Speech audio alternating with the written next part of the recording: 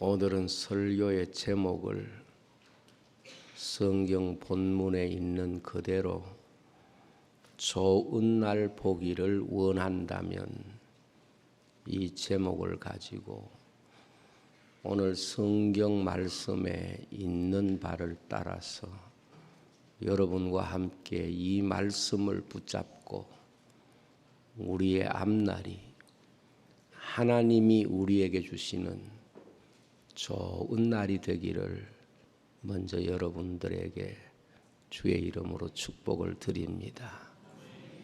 인생은 다 좋은 날을 바라보면서 살기를 원하고 또 이 좋은 날이 우리 앞에 기다리고 있기를 소원합니다. 그러면서도 좋은 날을 주시는 그 하나님의 마음을 헤아리지 못하고 그 좋은 날을 누리지 못하는 그런 삶을 살기가 너무도 쉽기 때문에 성경은 우리에게 좋은 날을 얻기 원한다면 이런 제목을 주신 줄로 믿습니다. 하나님은 오늘의 인생의 삶을 보시고 인간의 내일을 주시는 분이십니다. 심는 자에게는 열매를 주시는 하나님이시고 성실한 자에게는 식물을 주시는 하나님이시다. 그렇게 성경은 말씀하고 있습니다. 정말 지혜로운 사람은 자기가 생각하는 내일을 붙잡고 사는 것이 아니라 하나님이 주실 내일을 생각하면서 하나님이 주실 내일을 바라보는 눈을 가지고 있는 것입니다. 산상수훈의 반석 위에 집을 세운 사람이 지혜로운 이유는 하나님이 그에게 주실 내일이 말씀 안에 있음을 알고 말씀 위에 자신의 삶을 살아가는 사람이라고 주님이 말씀하셨습니다. 사람은 누구나 내일에 대한 소원을 가지고 있습니다. 아무리 지금 좋은 환경을 가지고 있고 아무리 지금 내가 평안한 삶을 누리고 있다고 하더라도 내일이 없는 삶을 살고 있다면 그 사람의 삶은 절대로 행복할 수가 없습니다. 차라리 오늘 힘겹고 오늘이 어렵다고 하더라도 오늘의 삶이 내일의 삶을 아름답게 할 수 있고 복된 내일을 가지고 올 수 있다면 지혜로운 사람은 기꺼이 그 삶을 선택하는 것입니다. 우리가 성경의 삶을 전체적으로 나눈다면 오늘의 삶만을 붙잡고 사는 사람이 있고 하나님이 주신 내일의 삶을 바라보면서 오늘의 삶을 사는 사람과 나눌 수가 있을 것입니다. 하나님은 인간의 삶을 씨앗으로 주신 분이십니다. 그래서 오늘 내가 무엇을 심든지 내가 살아가는 이 삶을 하나님 앞에 심는 것으로 받아들이시고 심는 대로 거두게 하시는 하나님이시라고 말씀했습니다. 그래서 신앙생활을 성경은 농부의 삶으로 비유하고 있습니다. 우리가 사는 대로 우리가 심는 대로 거두게 하시는 하나님이시란 말씀입니다. 내가 심지 않았는데 거두려고 하는 것을 주님은 악한 종이라고 말씀하고 그 삶이 하나님 앞에 심판을 받는 결과를 가지고 온다는 것을 가르쳐 주셨습니다.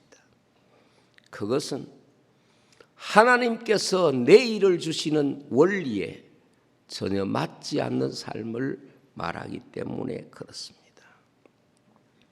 우리는 대부분 오늘 현재라고 하는 삶을 살면서 현재의 좋은 점과 현재의 행복한 점도 우리가 누리고 살지만은 오늘 내가 가지고 있는 문제와 아픔과 여러 가지 어려움들을 내일에는 하나님이 해결해 주시기를 간절히 소원하고 있습니다.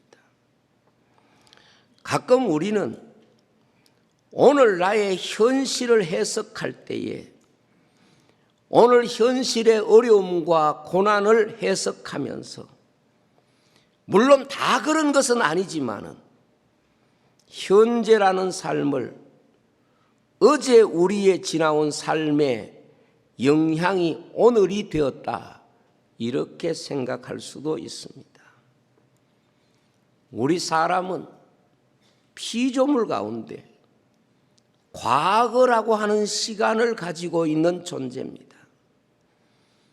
다른 피조물에게는 결코 가질 수 없는 과거라는 시간을 우리는 가지고 있습니다. 그리고 그 과거라는 시간을 가지고 오늘 현재의 삶을 바로 해석하기 위해서, 바로 알기 위해서 과거라고 하는 시간을 가지고 현재를 해석하는 경우가 많이 있습니다. 그러나 우리가 알아야 할 것은 현재가 고난스럽고 힘들수록 과거와 연결고리를 가진 시간으로 현재를 생각할 것이 아니라 우리의 현재의 고난을 미래의 시간과 연결해서 생각하는 마음을 가져야 된다는 뜻입니다. 성경 말씀을 보면 현재의 고난은 장차 나타날 영광과 좋게 비교할 수 없다 그렇게 말씀했습니다. 눈물을 흘리며 씨를 뿌리는 자는 기쁨으로 그 단을 가지고 돌아오리로다 그렇게 말씀했습니다. 때문에 오늘 우리 현실적 삶, 오늘 우리 현재의 삶을 고난과 때로 어려움이 있다고 하더라도 미래의 삶과 연결시켜서 오늘의 삶을 해석하는 사람은 그 삶을 믿음으로 해석하고 그 삶을 통하여 하나님이 주시는 놀라운 은혜를 경험하게 된다는 것이 바로 성경이 우리에게 가르치는 교훈입니다. 시편에도 보면 고난당한 것이 내게 유익이라 이로써 내가 주의 율례를 배우게 되었다고 말씀했습니다. 오늘 우리가 살아가면서 현재라고 하는 시간 속에 있는 고난, 현재라고 하는 이 삶의 이야기는 하나님 앞에서 미래의 시간과 연결시켜서 해석할 때에 그 고난이 우리에게 유익을 주고 그 고난이 우리를 성숙시키고 그 고난을 감사하면서 그 고난에 대한 하나님의 은총을 발견할 수가 있는 것입니다. 고난은 하나님이 경영하시는 대단히 중요한 영적인 학교입니다. 고난이라고 하는 과목을 통해서 하나님은 그 자녀들에게 가장 깊은 비밀들을 가르치시는 분이십니다. 그러므로 오늘 현재의 고난이라고 하는 것은 하나님이 인생에게 주신 가장 귀한 축복의 씨앗이 되기 때문에 성경의 모든 고난을 미래와 연결시켜서 신앙을 고백하는 사람들은 그 고난을 믿음으로 하나님 주신 좋은 날을 바라보면서 이겨내고 자신의 삶에 눈물로 심는 사람이라고 말씀하고 있습니다. 사실 고난을 과거 시간과 연결시키면 그 고난이 현재를 불행하게 만들지만 오늘 우리에게 있는 고난을 미래 시간과 연결시키면 하나님이 주시는 은총이 되는 것입니다. 때문에 믿음의 사람들은 자신에게 고난이 올 때마다 과거 시간과 연결시켜서 해석하려는 마음보다는 하나님이 주실 미래의 시간과 연결시켜서 해석하는 복된 마음을 갖는 것입니다. 우리가 요셉을 보더라도 자신이 그 애굽에서 삶을 살면서 과거 시간과 자신의 현재를 연결시켜 살면 그것은 상처와 배신과 아픔의 시간들밖에 해석할 수가 없습니다.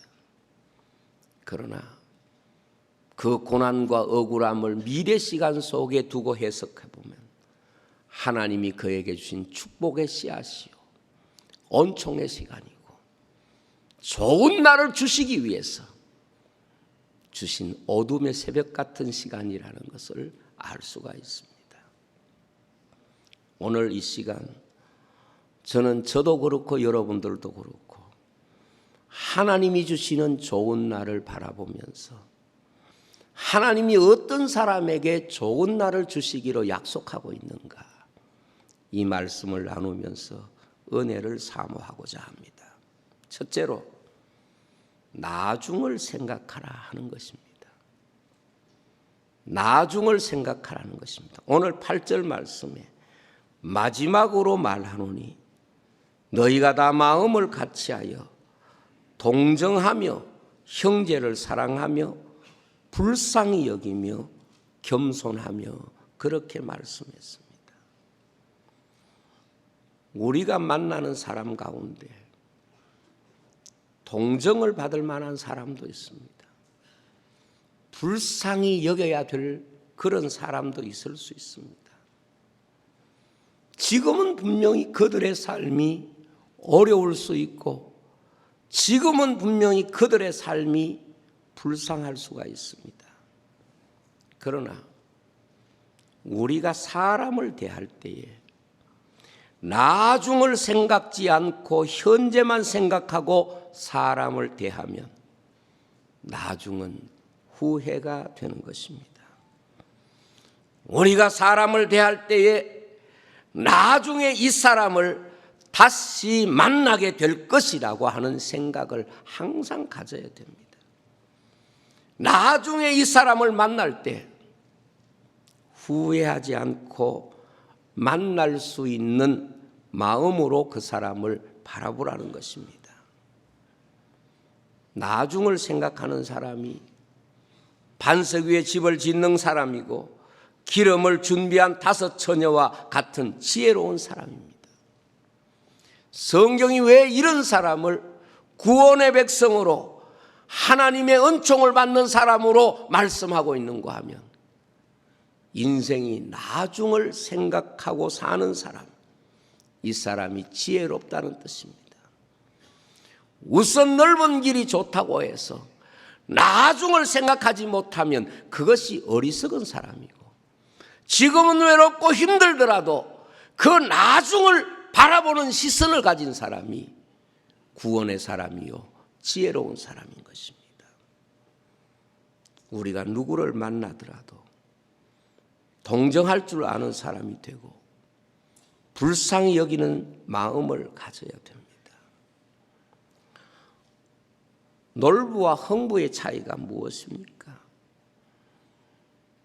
흥부는 나중에 복이 되는 인격과 삶을 살았던 사람입니다.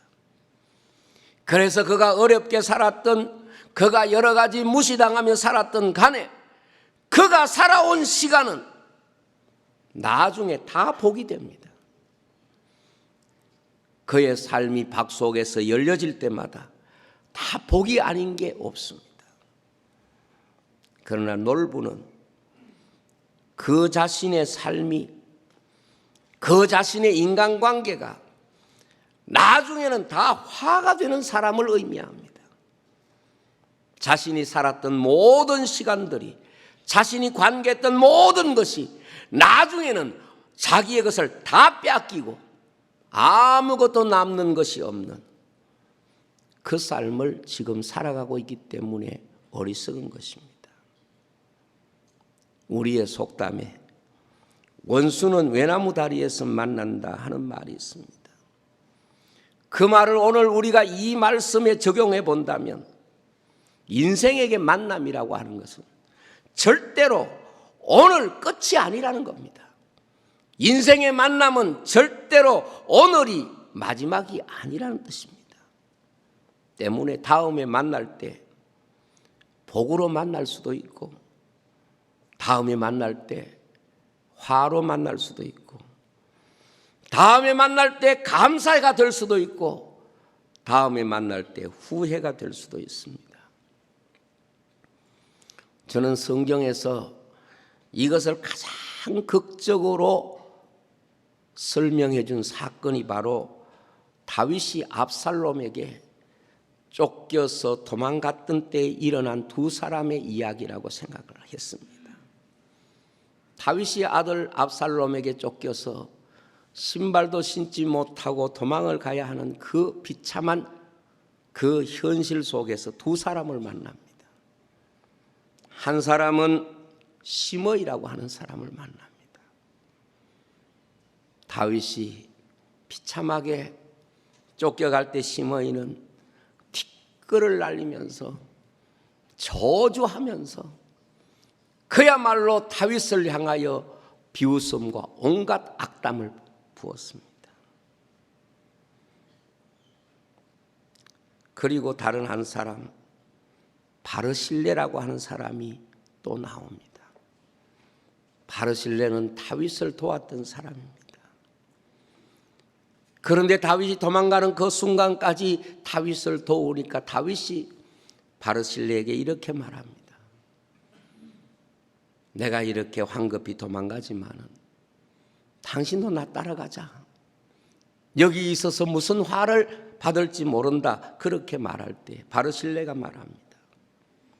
임금님, 지금 내 나이가 80입니다. 내가 임금 따라가면 임금님에게 누만 될 뿐입니다. 나는 어떻게 돼도 괜찮으니 임금님 어수선하게 피신하셔서 이 나라를 다시 한번 바로 세워주십시오. 그렇게 그 바르실레가 다윗에게 최선을 다해서 공경하고 섬깁니다. 그리고 압살롬의 난이 진압이 되고 다윗이 다시 돌아옵니다. 다윗이 도망갈 때에 있었던 그 사건 속에 두 인물이 또 등장합니다. 시므이는 자신의 현재가 미래의 공포가 되고 두려움이 되어 있는 걸 느낍니다. 그는 자기 자신이 한 그 일에 대하여 말할 수 없는 부끄러움과 두려움으로 그 자신이 한 일의 미래가 자기에게 왔다는 걸 느낍니다. 그러나 바르실레는 그 자신이 한 일이 그 자신뿐만 아니라 자기 자손들에게까지 명예가 되고 영광이 되는 것을 우리가 성경을 통해서 보게 되는 것입니다. 여러분, 시므이와 바르실레가 다른 게 뭡니까?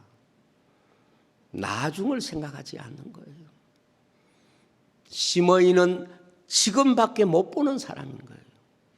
지금밖에 못 보는 사람에게는 나중이 없는 거예요.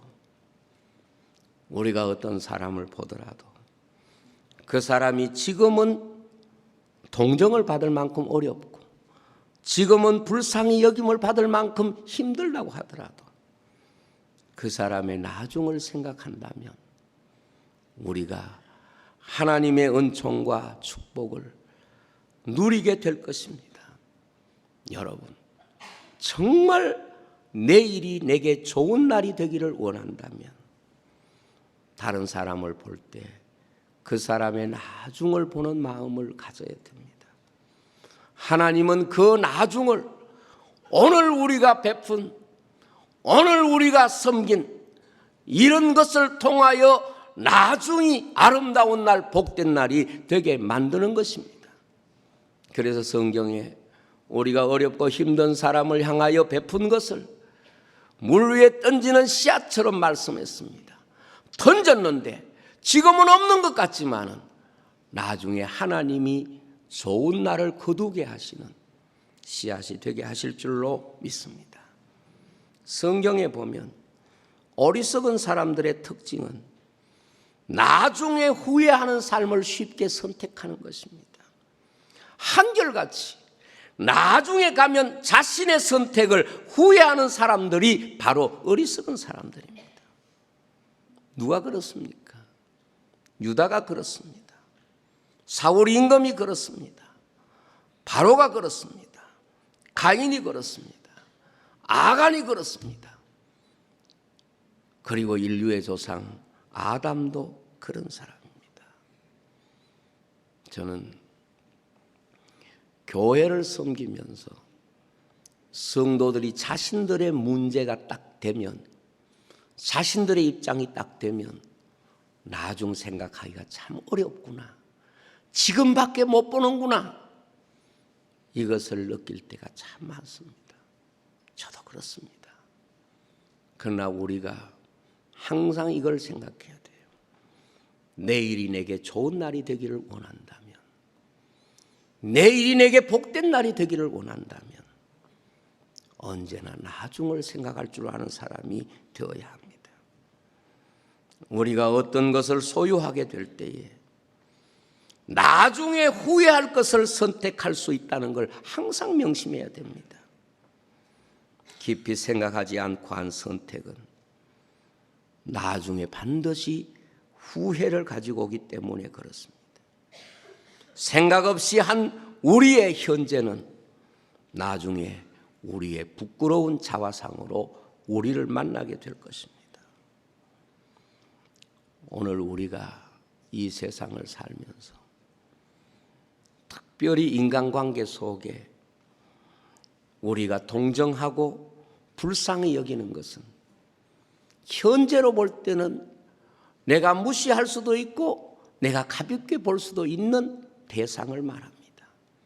그러나 우리가 나중을 생각해 보면 하나님께서 바로 그를 통하여 내게 좋은 날을 만드시는 것입니다. 양과 염소의 이야기가 무엇이겠습니까? 지금은 지극히 적은 소자고 지금은 형편없는 사람이지만 그에게 했을 때에 주님께서 말씀하시기를 그것이 나에게 행한 것이다. 나중에 좋은 날이 되는 것이고 지금 멸시하고 무시할 때 내게서 떠나가라. 내가 너희를 도무지 알지 못한다. 나중에 슬프고 심판의 날이 되고 두려운 날이 되는 것입니다. 우리가 좋은 날 보기를 원한다면 나중을 볼 수 있는 마음을 가져야 됩니다. 두 번째로 좋은 날 보기를 원한다면 미움을 극복해야 합니다. 내 마음 속에 있는 미움을 극복해야 합니다. 오늘 9절 말씀을 보면 악을 악으로 욕을 욕으로 갚지 말고 도리어 복을 빌라. 이를 위하여 너희가 부르심을 받았으니 이는 복을 이어받게 하려 함이라 했습니다. 여기 악을 악으로 욕을 욕으로 갚지 말라고 하는 이 말씀이 무슨 말씀입니까? 그렇게 안 갚으면 반드시 너희들에게 내일은 복을 주시겠다. 복을 이어받게 할 것이다. 그렇게 말씀합니다. 내게 악을 행하는 사람, 내게 욕하는 사람을 볼 때에 그 사람에 대한 미움을 내가 이긴다는 게 어렵습니다. 내 마음속에 내게 욕하고 내게 악을 행하는 사람을 미워하지 않고 내가 그 사람에게 복을 빈다는 것은 내 마음의 미움을 극복하기 전에는 가능하지 않습니다. 왜냐하면 이런 사람은 내 마음 속에 나의 원수로 분류되는 사람이기 때문에 그렇습니다. 이런 사람에 대하여 우리가 생각할 수 있는 것은 내가 상대를 해칠 힘이 없다면 그 사람이 불행을 만났으면 좋겠다. 그 사람 잘못되었으면 좋겠다. 그 사람 없었으면 좋겠다. 내 마음 속에 미움으로 자리 잡고 있는 사람은 그 사람 때문에 내 마음 속이 미움이 지배하는 세계가 되고 미움이 지배하는 공간이 되는 것입니다. 우리가 살다 보면 내가 참 싫은 사람이 있습니다. 정말 그 사람에 대한 미움을 극복하기 어려운 사람이 있습니다. 이럴 때 성도들이 가져야 될 게 뭔가 하면 이런 사람 앞에서 내 마음에서 나오는 생각이 있고 성령님이 우리 속에 주시는 생각이 있습니다. 내 마음에서 오는 본능적인 생각은 내가 아픈 만큼 보복받기를 원하는 미운 마음이 내 마음을 지배합니다. 그러나 성령님이 주시는 생각은 용서하고 도리어 복을 빌라고 우리를 격려해 주십니다. 여러분, 우리가 미움을 극복하지 못하면 그 미움이 내 미래의 복을 빼앗아 갑니다.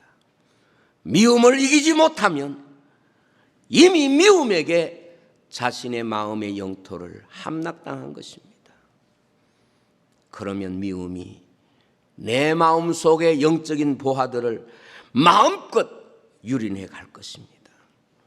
내 마음 속에서 미움이 사륙을 자행하고 내 마음 속에서 수많은 사람들을 반역자로 모아 재판하고 마음 속에서 처형하는 그런 전장터가 될 수도 있습니다. 그러나 믿음의 사람이 무엇입니까? 내 감정으로 용서할 수 없는 사람, 내 본성으로 싫어하는 바로 그 사람을 내가 십자가에 못 박고 믿음 때문에 예수님 보면서 그 사람을 용서하는 것입니다. 악을 악으로 욕을 욕으로 갚는 것보다 그들을 위하여 기도하고 복을 빌어주는 그 힘과 그 능력을 믿음이 우리에게 주는 것입니다. 이것이 영적인 권세고 이 힘이 나를 미움에서 건지시는 것이 바로 하나님의 구원을 우리에게 적용시키는 놀라운 모습입니다. 예수님이 십자가 위에서 보여주셨던 힘, 바로 그것입니다. 스데반이 죽으면서 기도했던 바로 그 용서가 그 모습입니다. 예수님이 십자가 위에서 보여주셨던 진정한 기도의 모습이 오늘 우리 성도가 따라가야 할 그런 신앙의 본인 것입니다. 어떤 목사님께 성도가 와서 이런 질문을 했다고 합니다. 목사님, 사랑이 뭐예요? 목사님이 그 질문을 갑작스럽게 받고 갑자기 어떻게 대답해야 될지 이게 생각이 나지 않았다고 그래요. 왜냐하면 사랑이라는 건 워낙 포괄적인 개념이고 사랑이라고 하는 것을 그냥 한마디로 딱 줄여서 이게 사랑입니다. 이렇게 하기가 대단히 듣는 사람 입장에서는 쉽지 않는 거란 말이에요. 그래서 목사님이 잠깐 하나님 앞에 묵상하면서 내가 뭐라고 대답하지요? 이런 생각이 들었는데 그때 하나님이 목사님 마음속에 주신 생각이 사랑은 예수님의 십자가가 아니냐 그런 느낌을 주셨는가 봐요. 그래서 목사님이 그분에게 사랑은 예수님의 십자가를 세우는 겁니다. 아마 이 성도가 누군가 되게 미웠던가 봐요. 너무 상처가 컸던가 봐요. 그런데 그 사이에 예수님의 십자가가 세워져야 된다, 이 말을 듣고 그분이 목사님에게 이렇게 말했다. 목사님, 사랑을 가르치셔서 감사합니다. 그렇습니다. 사랑이신 하나님, 하나님은 사랑이시라고 말씀하셨는데 그 하나님의 사랑이 인간 앞에 가장 나타난 절대적인 모습이 그 아들 예수님을 우리에게 주신 것입니다. 그리고 그 십자가를 지신 주님이 십자가 위에서 보여주신 모습이 바로 사랑인 것입니다. 여러분, 십자가를 졌다면 우리의 마음의 미움을 극복해야 됩니다. 내 마음의 미움을 극복하지 못하면 우리의 내일은 좋은 날이 될 수가 없습니다. 사울은 다윗이 된 시기와 미움으로 가득 찼습니다. 그는 제왕이 된 사람이지만 그 미움이 그 마음속에 들어간 순간부터 그에게 미래는 좋은 날이 될 수가 없습니다. 그의 미래는 누군가를 미워할 때 그 미움이 자기를 죽이고 있다는 사실을 알지 못했습니다. 그러나 그의 결론이 무엇입니까? 미움이란 결국 그 자신을 죽이는 가장 무서운 검이라는 것을 성경은 우리에게 보여주는 것입니다. 세 번째로, 말은 씨앗이고 혀는 인간 생의 핸들입니다. 10절입니다. 그러므로 생명을 사랑하고 좋은 날 보기를 원하는 자는 혀를 금하여 악한 말을 거치며 그 입술로 거짓을 말하지 말고. 그렇습니다. 성경은 말을 씨앗이라고 말합니다. 인간의 혀를 인간 생명의 핸들로 말씀합니다. 그리고 인간의 입술을 성문으로 비유합니다. 여러분, 씨앗은 미래를 결정하는 것입니다. 무엇을 심든지 그대로 거두는 것이 씨앗입니다. 핸들은 가고자 하는 방향을 결정하는 것입니다. 결국 핸들의 방향이 그 차를 끌고 가는 것입니다. 성문은 그 성을 지키는 마지막 보루입니다. 즉 인생의 미래는 혀에 달려있다 하는 말입니다. 하나님은 입술의 열매를 지으시는 분이시고 우리가 말할 때 들으시고 듣는 대로 행하시는 분이라고 말씀을 하셨습니다. 인생에게 내일을 향한 가장 놀라운 능력은 말의 능력입니다. 성경은 말에는 축복의 능력도 있고 말에는 저주의 능력도 있다고 예수님이 말씀했습니다. 아무리 절망에 놓인 사람이라도 그 절망에서 빠져나올 수 있는 힘과 능력이 그 자신의 말에 있습니다. 그 자신의 생명의 핸들에 있습니다. 성문에 있는 것입니다. 정말 우리가 좋은 날 보기를 원한다면 자신의 생명의 핸들인 혀와 말을 바로 사용해야 합니다. 우리의 미래를 가꿀 씨앗인 언어를 바르게 사용해야 합니다. 축복하는 자에게 복을 주시고 그리고 저주하면 그 저주가 그에게 임하는 것, 이것이 성경이 우리에게 가르치는 아주 중요한 교훈인 것입니다. 교회 생활을 하면서 정말 마음속에 절실히 느끼는 것은 사람의 말이 바꿔지기 전까지는 그 사람의 영적인 방향이 바꿔지지 않았다. 그렇게 느껴지는 것입니다. 그 사람의 말이 신앙생활에 얼마나 중요한 주제인가 하는 확신을 갖게 됩니다.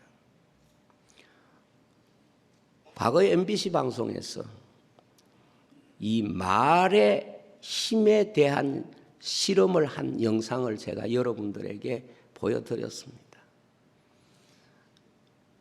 국민들에게 말을 가장 많이 하는, 그리고 말을 통하여 이 세상의 소식을 전하는 아나운서들에게 말이 가지고 있는 또 다른 힘, 그러니까 말을 전하는 내용이 아니라 말하는 자의 그 마음이 가지고 있는 그 힘이 어떻게 나타나는가 하는 것을 일반 방송이 그런 주제를 가지고 테스트를 한 그런 영상이었습니다.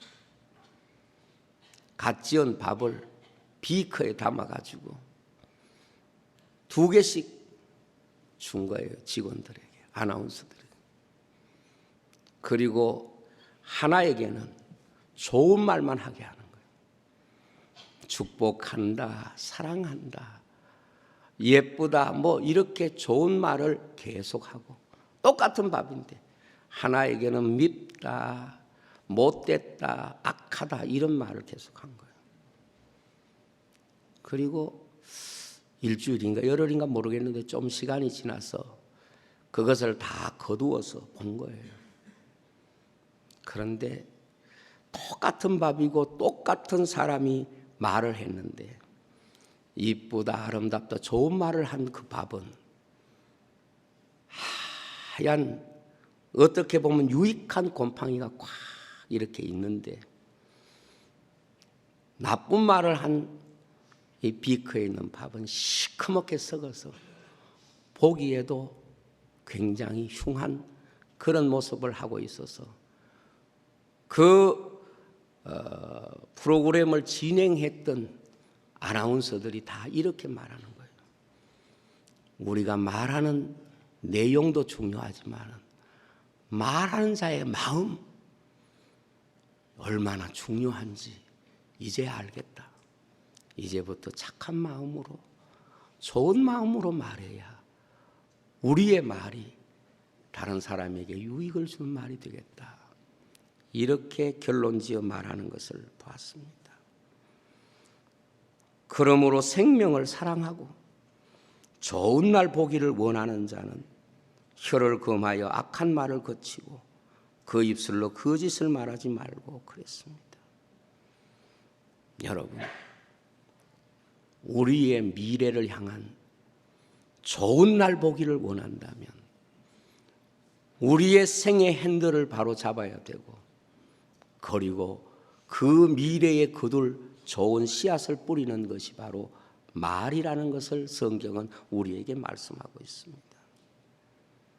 정말 나쁜 말은 자기의 영혼을 썩게 만듭니다.